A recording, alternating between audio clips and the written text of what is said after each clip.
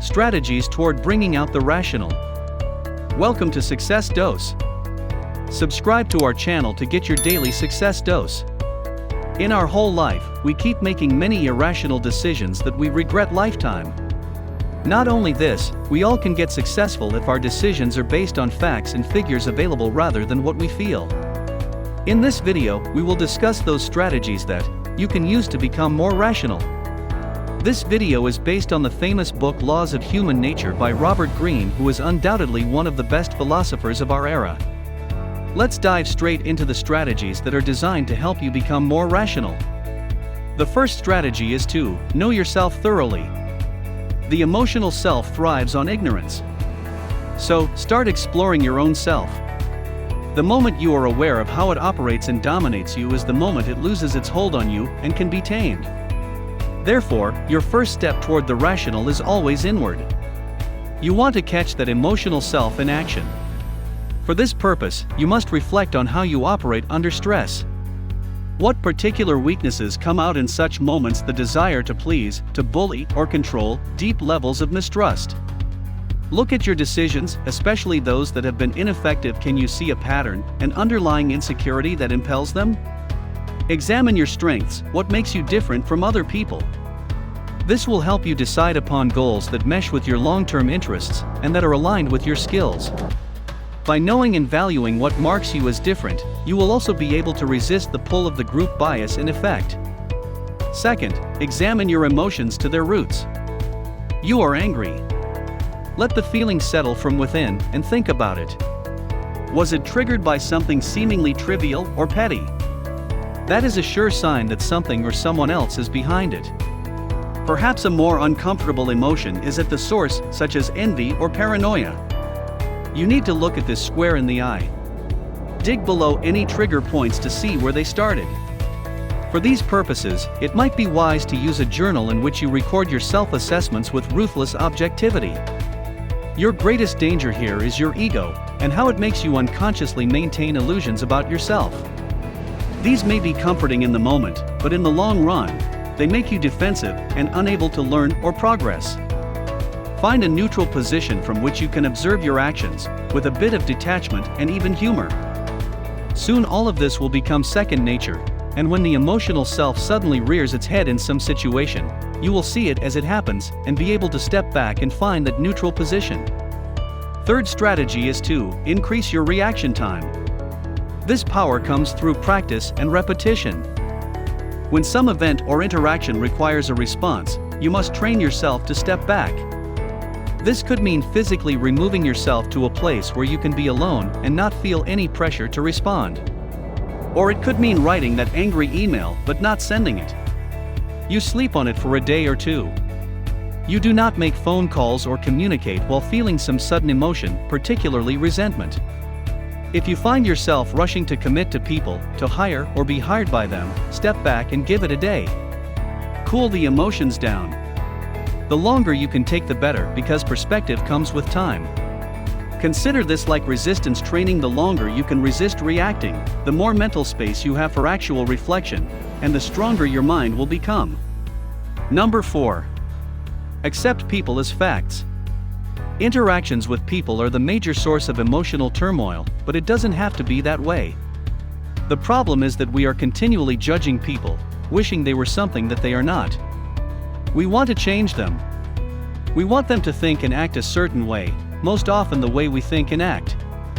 And because this is not possible, because everyone is different, we are continually frustrated and upset. Instead, see other people as phenomena, as neutral as comets or plants. They simply exist. They come in all varieties, making life rich and interesting. Work with what they give you, instead of resisting and trying to change them. Make understanding people a fun game, the solving of puzzles. It is all part of the human comedy. Yes, people are irrational, but so are you. Make your acceptance of human nature as radical as possible. This will calm you down and help you observe people more dispassionately, understanding them on a deeper level. You will stop projecting your own emotions onto them. All of this will give you more balance and calmness, more mental space for thinking. It is certainly difficult to do this with the nightmare types who cross our path: the raging narcissists, the passive aggressors, and other inflamers. They remain a continual test to our rationality. Look at the Russian writer Anton Chekhov, one of the most fiercely rational people who ever lived, as the model for this. His family was large and poor, and his father, an alcoholic, mercilessly beat all of the children, including young Chekhov. Chekhov became a doctor and took up writing as a side career. He applied his training as a doctor to the human animal, his goal to understand what makes us so irrational, so unhappy, and so dangerous. In his stories and plays, he found it immensely therapeutic to get inside his characters and make sense of even the worst types. In this way, he could forgive anybody, even his father. His approach in these cases was to imagine that each person, no matter how twisted, has a reason for what they become, a logic that makes sense to them. In their own way, they are striving for fulfillment, but irrationally. By stepping back and imagining their story from the inside, Chekhov demythologized the brutes and aggressors. He cut them down to human size. They no longer elicited hatred but rather pity.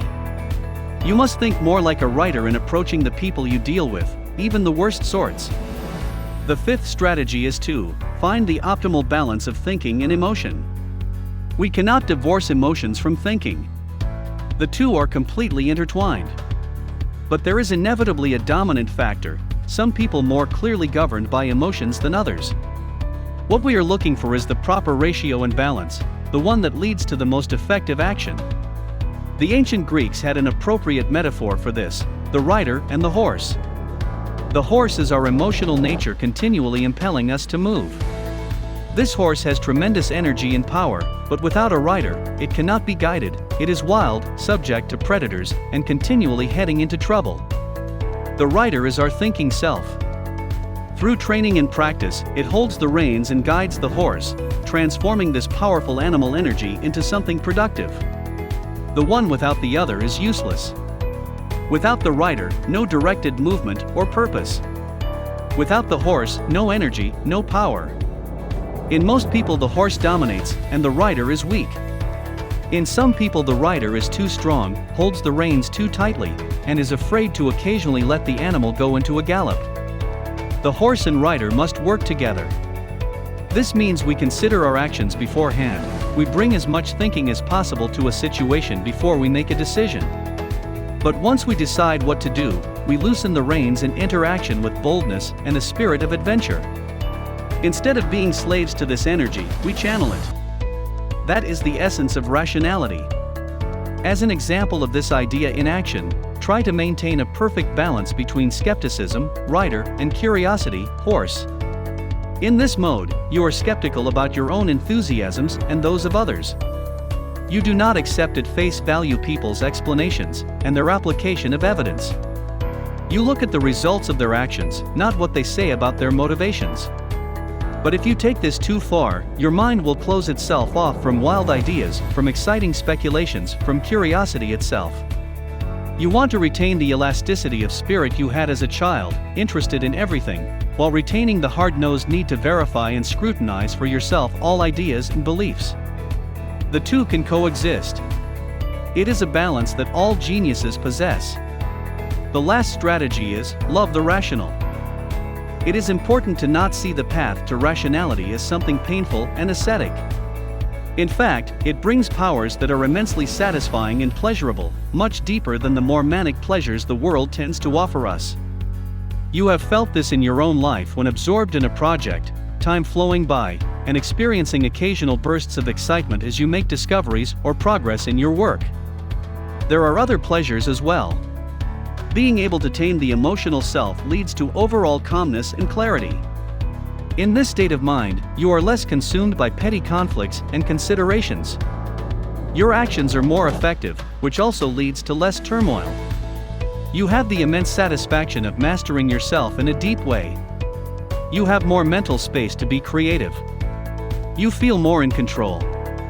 Knowing all of this, it will become easier to motivate yourself to develop this power.